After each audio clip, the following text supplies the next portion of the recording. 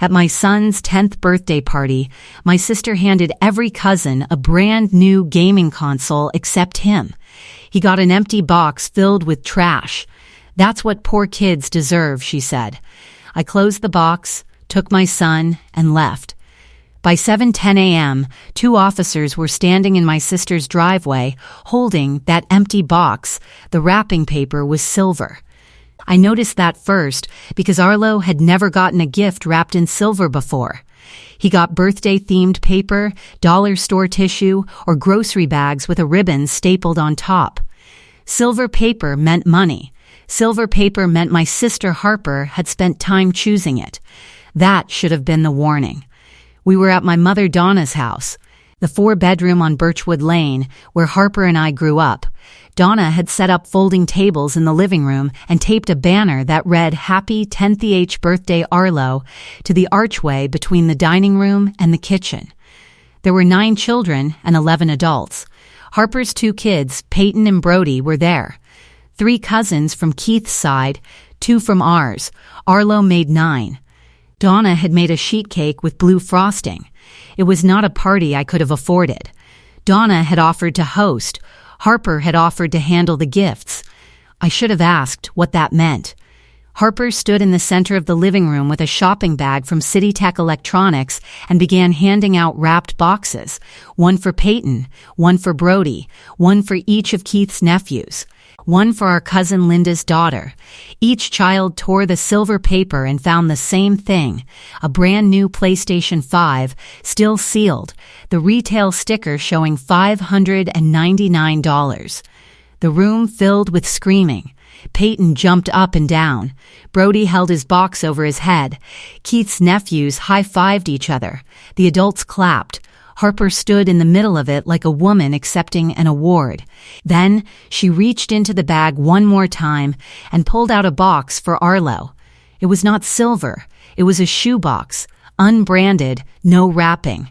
She held it out to him and said, "This one is yours, sweetheart." Arlo looked at me. I nodded because I did not know what was inside. He took the box. He opened it. Inside was a crumpled fast food bag, a torn magazine page, 2 empty soda cans, and a wadded-up receipt. Literal garbage. My son stared at it for 5 seconds without blinking. 5 seconds is a long time when you are 10 years old and every other child in the room is holding something worth $600 and you are holding a shoebox full of someone else's trash. Harper looked at me. She was not embarrassed. She was waiting. "That is what poor kids deserve," she said. She said it standing in the center of the room, loud enough for every adult and every child to hear. "Do not look at me like that, Lydia. I bought every child in this room a console because I can. Your son got what I had left over. You work security at a Waverly. You live in a 2-bedroom apartment with a window unit and a thrift store couch. You cannot even afford the barber, so you cut Arlo's hair in the kitchen with craft scissors. I did not forget your son. I gave him exactly what you have given him his whole life." Nothing. 9 adults heard that. Donna was standing by the cake table with a knife in her hand. She did not put it down. She did not say a word. Keith was on the couch, beer in hand, watching the scene the way you watch a game when you already know the score. He took a sip. "Harper tried to include him," Keith said, "but we set a budget. You know how it is. The box was supposed to have candy in it. The kids must have gotten into it." He said that while smiling, while my son was holding a box of trash. I looked at Arlo. His hand was in his jeans pocket, where he kept Rex, the small green brachiosaurus he had carried with him every day since he was 5. He was squeezing it. I could see his knuckles through the denim. I did not say a word. I closed the lid on the shoebox. I tucked it under my arm. I put my hand on Arlo's shoulder and walked him to the front door. Harper watched us go. Keith sipped his beer. Donna stood by the cake with the knife still in her hand. Nobody followed us to the car.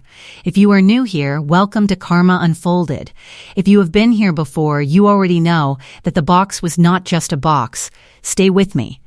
What the officers found inside it at 7:10 the next morning changed everything. Arlo fell asleep in the car on the way home. He did not cry. He did not talk. He held Rex in his left hand and closed his eyes, and by the time I pulled into our apartment complex, he was breathing slow and steady. I carried him to bed. He was almost too heavy for me to carry now, but I carried him anyway. I set Rex on the nightstand next to the lamp and the framed photo of him at kindergarten graduation, the one where he is grinning so hard his eyes disappear. Then I went to the kitchen table and opened the box. I was not looking for evidence. I was looking for a reason to throw it away without Arlo seeing it again. I pulled out the fast food bag, the magazine page, the soda cans. At the bottom, folded into a tight square and wedged under the cardboard liner, was a receipt. City Tech Electronics, 4 units, PlayStation 5 console. Total, $2,396. Paid with Visa ending in 48-7. Cardholder name, Lydia M. Quinn. I do not have a Visa ending in 48-7. I read the receipt 3 times. My name was printed in block letters at the bottom of the charge slip. I do not own a Visa. I have one credit card, a MasterCard with a $1,500 limit that I have been paying down for 2 years. I know my own credit. I know my own cards. I know this because I work in loss prevention for Waverly Retail Group and I process credit card fraud cases 5 days a week. I know what stolen identity looks like on a receipt. I was looking at my own. I almost set the receipt aside and went to bed. It was after 11. Arlo was sleeping. I had a shift at Waverly in the morning. But my body was already at work.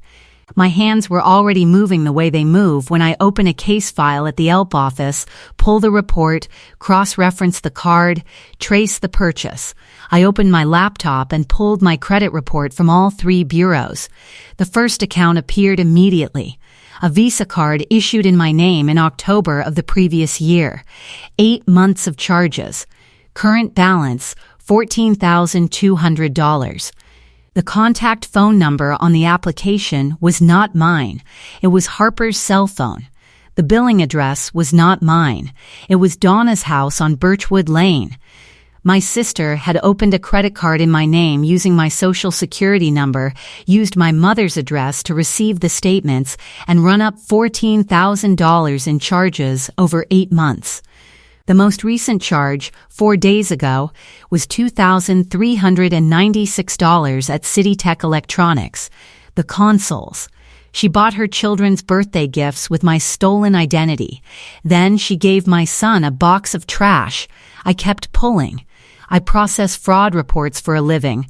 I know how to read a credit file the way a mechanic reads an engine. And like a mechanic who hears one knock and knows there are more, I found them. Card number 2, opened January. Balance, $7,600.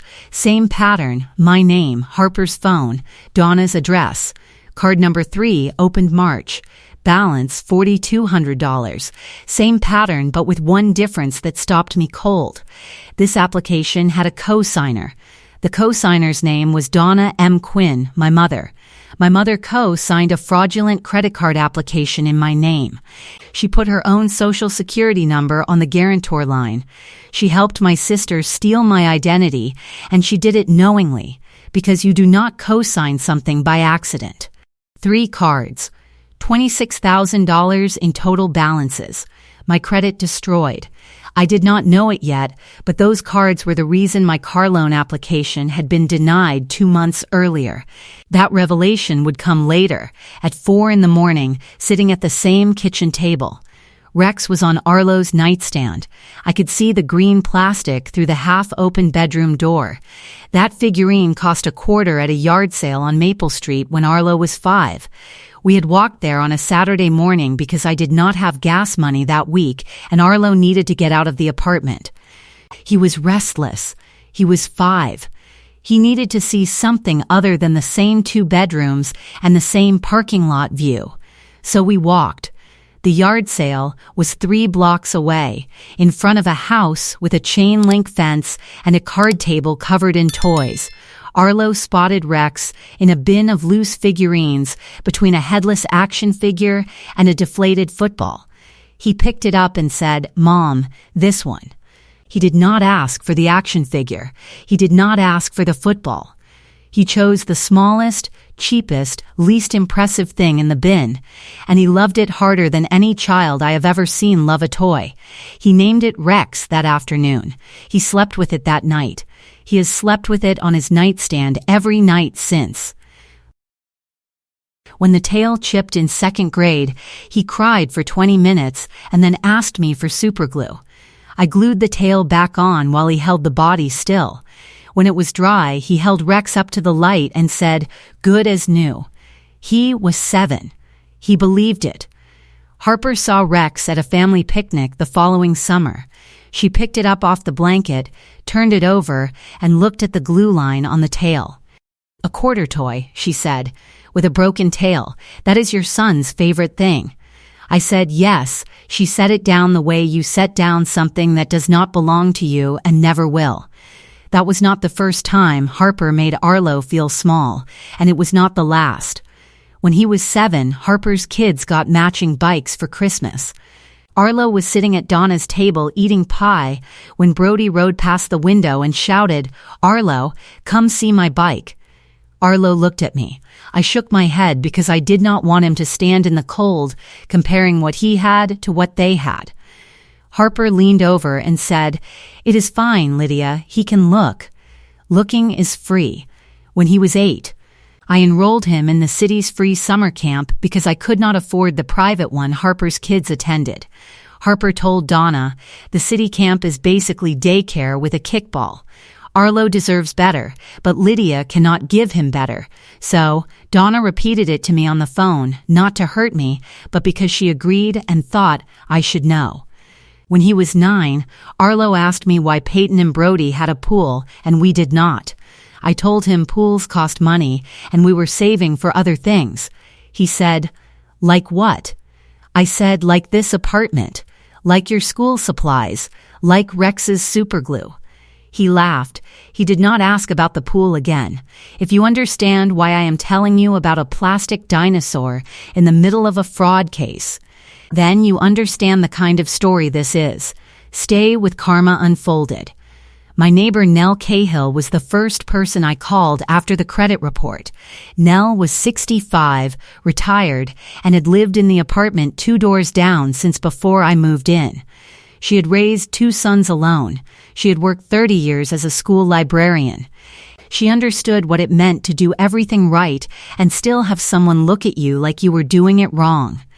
When Arlo had the flu last January and my Waverly shift could not be covered, Nell sat with him for 9 hours. She fed him chicken broth from a thermos she brought from her own kitchen. She read him 3 chapters of a Roald Dahl book. She made him laugh by doing voices for the characters, and when he threw up on her sleeve, she cleaned it without pausing the story. When I came home at midnight, she was asleep in the chair next to his bed, with the book open on her lap and her reading glasses folded on the nightstand next to Rex. That was the moment I understood that Nell was not a neighbor.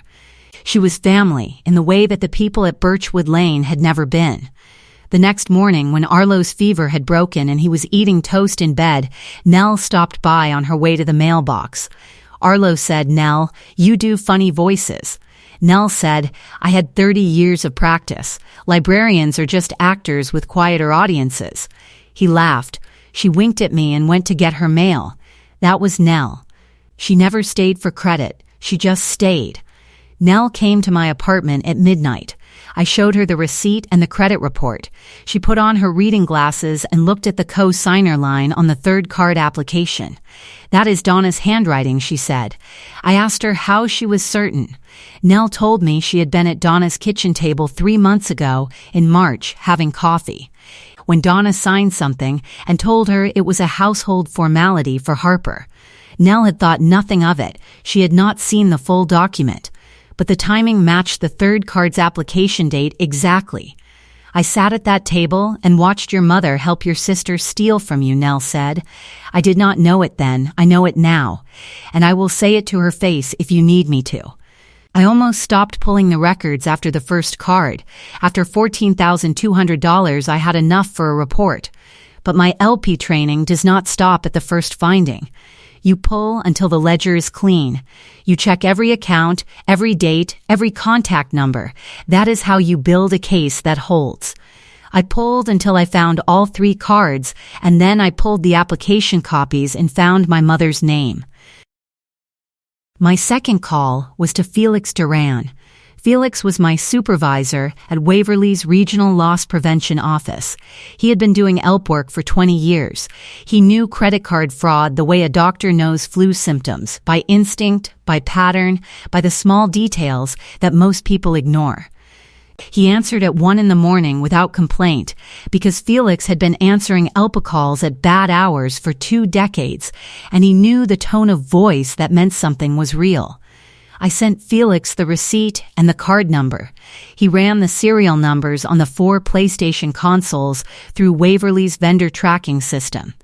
The consoles were not sold at a Waverly store, but Waverly's system connects to the same wholesale distributor that supplies CityTech Electronics. Within 2 hours, Felix had a surveillance screenshot from CityTech security cameras showing a woman purchasing 4 PlayStation 5 consoles at the register. The woman was Harper. Her face was clear. Her hair was pulled back. She was wearing the same jean jacket she wore to every family event. The timestamp was 4 days before the party.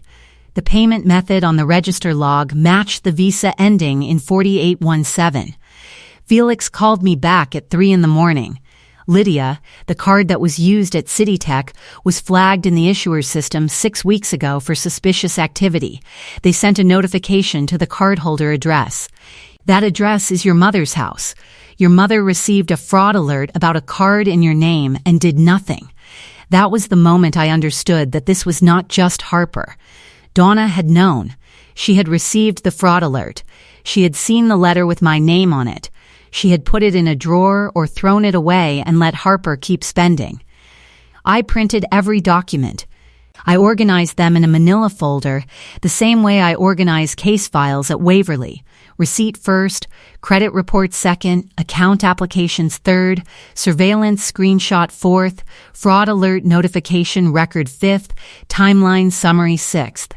I photographed everything with timestamps. I put the shoebox in a paper bag and labeled it the way I label evidence at work, date, source, contents. Chain of custody. At 4 a.m, I sat at my kitchen table with the completed folder and stared at the closed bedroom door where Arlo was sleeping with Rex on the nightstand. I thought about the car loan. I had applied in April, 2 months before the party. The dealership ran my credit and told me my score was too low. The finance manager said, "You have some delinquent accounts." I did not understand. I had never missed a payment on anything. I left the dealership embarrassed and confused. I took the bus for 2 more months. I told Arlo the car needed more repairs. It was not my credit. It was Harper's cards. She had destroyed my credit score with $26,000 in charges I never knew about, and I had blamed myself for not qualifying. I sat there thinking about the afternoon at the dealership. The finance manager had looked at his screen and then looked at me, and his face had shifted the way faces shift when someone realizes they are about to deliver bad news to a person who cannot afford to hear it. He said, "You have some delinquent accounts." I said, "That is impossible. I have never missed a payment." He turned the screen toward me. I saw accounts I did not recognize, balances I did not owe. I thought it was a system error. I asked him to run it again. He did. Same result. I drove home in the same 12-year-old Honda I had been nursing through inspections for 3 years. The transmission slipped on the highway. The check engine light had been on since February. I had applied for the loan because the Honda was dying and I needed something reliable to get to work and get Arlo to school. Harper took that from me. For 2 months after the denial, I kept driving the Honda and praying it would hold. Every morning I turned the key and listened to the engine catch and wondered if today was the day it would not start. I told Arlo the car needed some repairs, but it was fine. He said, "It sounds like a dinosaur, Mom." He said that because he was 10 years old and he had already learned to make the broken thing sound like the funny thing. He learned that from me. I wish he had not had to. Harper did that. She stole my car loan with 3 credit cards I never opened. I picked up my keys. Then I drove to the police station. It was 6:15 in the morning when I walked in. The lobby smelled like coffee and floor cleaner. The desk sergeant was a woman named Torres. She had been working overnight and she looked tired, but she sat up when I told her I wanted to file a report for identity theft and credit card fraud. "How much are we talking about?" she asked. $26,000 across 3 accounts, I said. All opened by my sister in my name. My mother co-signed one of them. Torres stopped writing. She looked at me over the clipboard. "Family?" "Yes," she called a detective. The detective reviewed the file in a conference room while I waited. I could hear him turning pages. When he came back 20 minutes later, he looked at me differently than Torres had. He did not look tired. He looked like a man who had just read something organized. "This is the cleanest fraud file I have seen from a civilian," he said. "Who put this together?" "I did," I said. "I work loss prevention for Waverly Retail Group. This is what I do." He asked if I was willing to sign a sworn identity theft affidavit. I signed it. He asked if the shoebox was available. I gave him the paper bag with the labeled evidence tag. He looked at the tag. He looked at me. He said, "You know that most people do not label evidence bags when they bring them to us." I said, "I know." At 7:10 the next morning, 2 officers were standing in Harper's driveway on Ridgefield Court. One of them was Officer Rains.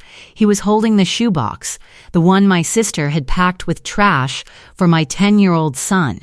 The one with the receipt still inside it, now tagged as evidence in a fraud case. Harper opened the front door in a bathrobe. Her hair was uncombed. Keith was behind her in sweatpants, coffee in hand, trying to read the officers' faces before they spoke. Officer Rains asked Harper to confirm her identity. She did. He asked her about the visa ending in 48-1. She did not answer. He asked her about 3 credit card accounts opened in the name of Lydia M. Quinn. Harper looked at Keith. Keith put down his coffee on the porch railing. His face changed the way faces change when a person realizes the world they were living in 10 seconds ago no longer exists. Peyton was watching from the second-floor window. Her hand was flat on the glass. The officers collected the 4 PlayStation consoles from the living room as evidence. Brody was sitting on the couch watching them carry the boxes out. He said, "Mom, why are they taking our stuff?" Harper said, "Go to your room, Brody." He did not go to his room. He sat on the couch and watched until the last console was loaded into the trunk of the patrol car. Keith followed the officers to the car and asked if this was really necessary. Officer Rains told him the evidence would be processed and Harper would be contacted about formal charges.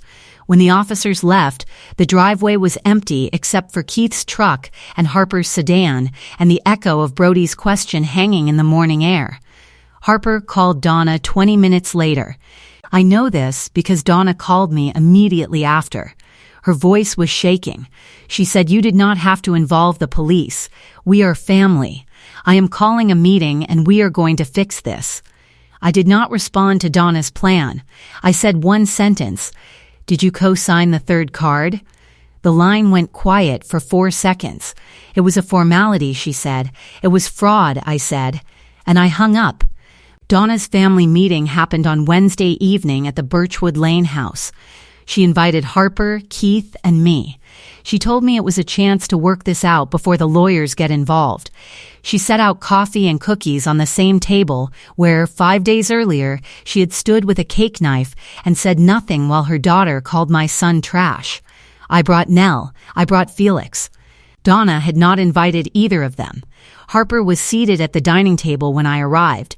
She looked different than she had at the party. Her posture was smaller. Keith sat beside her with his arms crossed. Donna stood by the kitchen doorway, her hands wrapped around a coffee mug, ready to manage. We are family, Donna said. Whatever happened with the cards, we can fix it. Harper is willing to pay it back. She is willing to buy Arlo whatever he wants. But dragging officers to her home at 7 a.m, in front of her children, Lydia, that was cruel. I let her finish. Then I opened the folder. Felix spoke first. I had asked him to present the evidence the way he presents ELP findings to store managers. Calm, factual, sourced. He laid the surveillance screenshot on the table. This is your sister at City Tech Electronics, 4 days before the party, purchasing 4 consoles with a credit card in Lydia's name. The serial numbers match the consoles seized from your home. The transaction amount matches the receipt found in the box. Harper's jaw tightened. You brought your work friend into family business. This is between us, Lydia, not strangers. He is my supervisor, I said. And this is not family business. This is a fraud case. $26,000 is not a misunderstanding. Keith shifted in his chair. He put both hands on his knees and leaned forward. Come on, Lydia. Harper made a mistake. She is willing to fix it. Why does this need to be a federal case? You are going to ruin her career. You are going to ruin the kids' lives. Think about Peyton. Think about Brody. Is $26,000 worth destroying a family over? You are asking the wrong sister that question, I said. Keith sat back. He did not speak again until the end of the meeting. I stood up.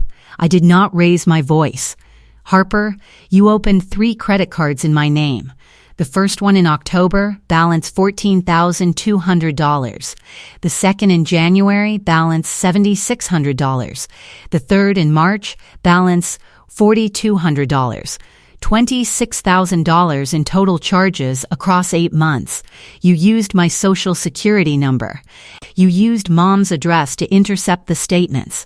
You used my name to buy your children 4 PlayStation consoles and gave my son a box of garbage at his own birthday party. I let that sit for 3 seconds. I was denied a car loan in April because of your cards. I have been taking the bus for 2 months because you destroyed my credit. I told Arlo the car needed repairs because I was ashamed. I was ashamed of something you did to me. Harper looked at the table. She did not speak. You were denied nothing your entire life. Not by Mom, not by Dad before he left, not by Keith. And the one person in this family who could not fight back, who was too busy working double shifts and cutting her son's hair with craft scissors so she could keep the lights on, that is the person you stole from. That is identity theft. That is credit card fraud. My attorney is filing the civil claim Monday, and the criminal file is already open. Harper stared at the table. Keith uncrossed his arms. Donna pressed the coffee mug tighter against her chest.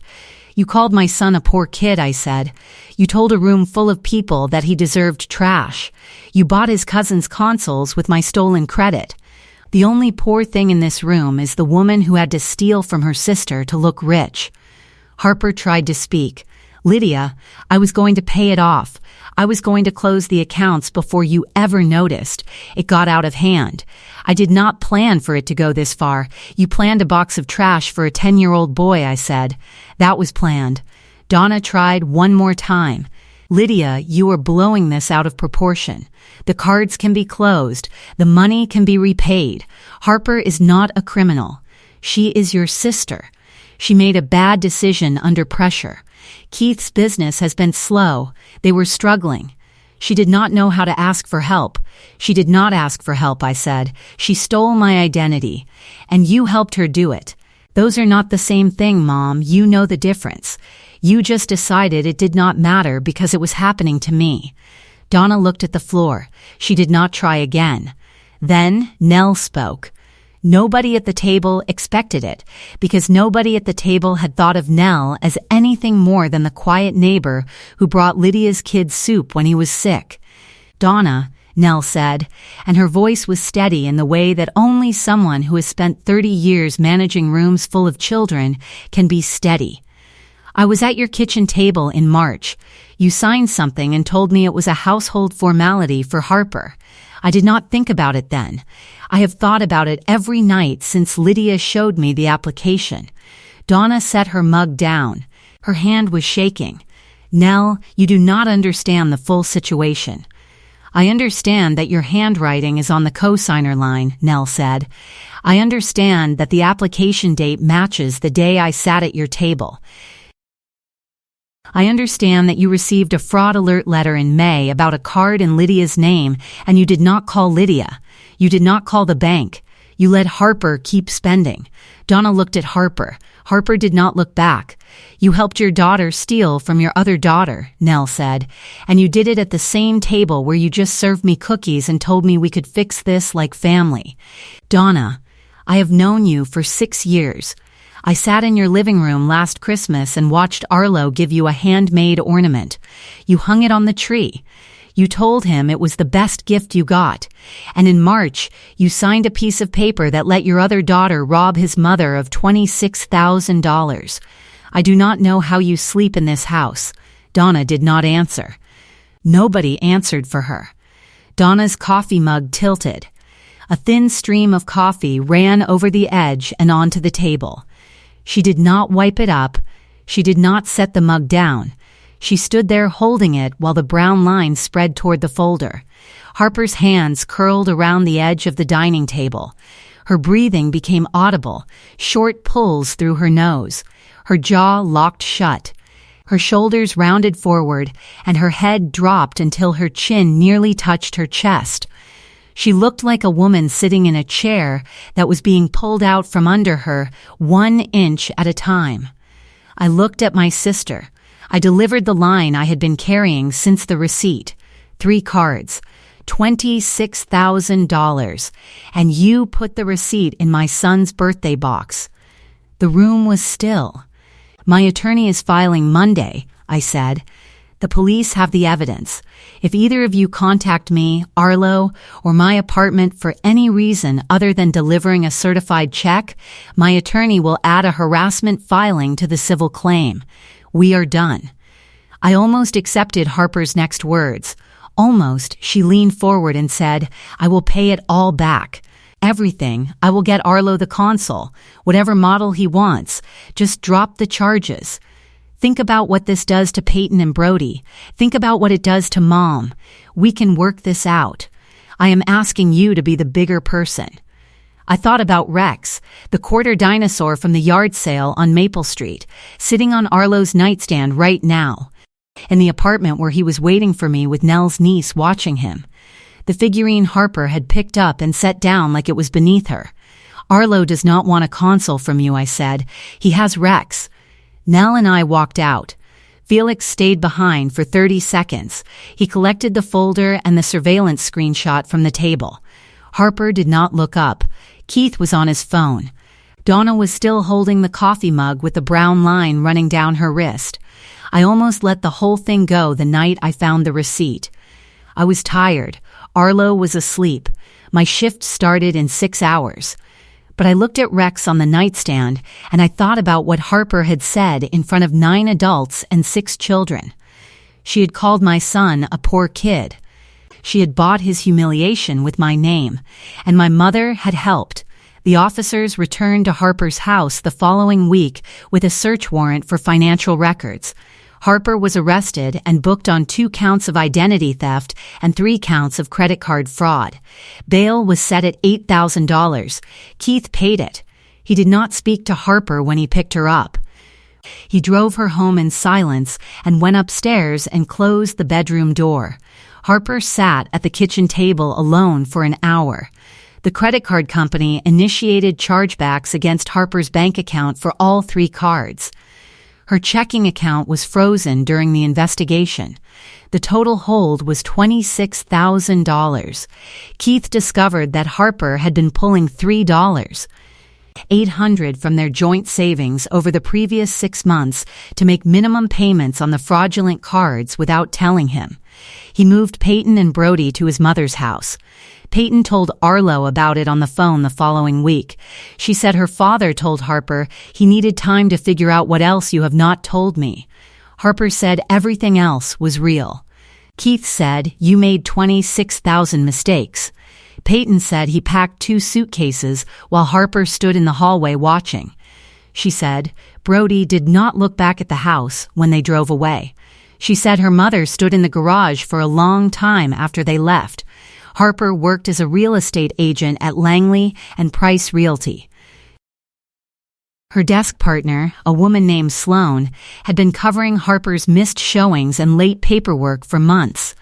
Felix heard from a contact at the brokerage what happened next. After the arrest became office knowledge, Sloan stopped covering. She went to the managing broker with a list of 11 showings she had handled for Harper without compensation. The broker suspended Harper's access to the ML's listing system pending a license review by the state board. Her active listings were reassigned. Her desk nameplate was removed by the end of the week. Felix told me Harper left the office carrying a cardboard box of personal items.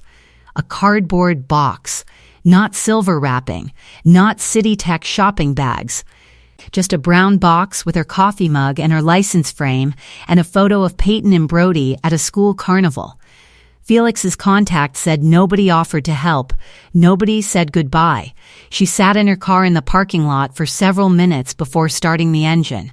Donna sent me one text message after the confrontation. It said, "You have destroyed this family. I hope you are proud of yourself." I did not reply.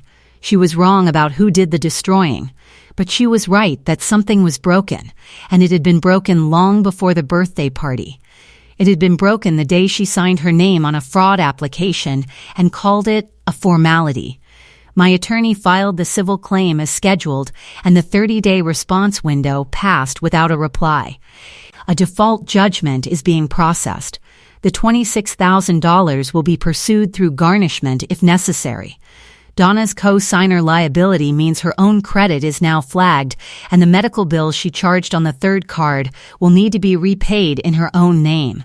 3 weeks after the arrest, Peyton told Arlo something she probably should not have.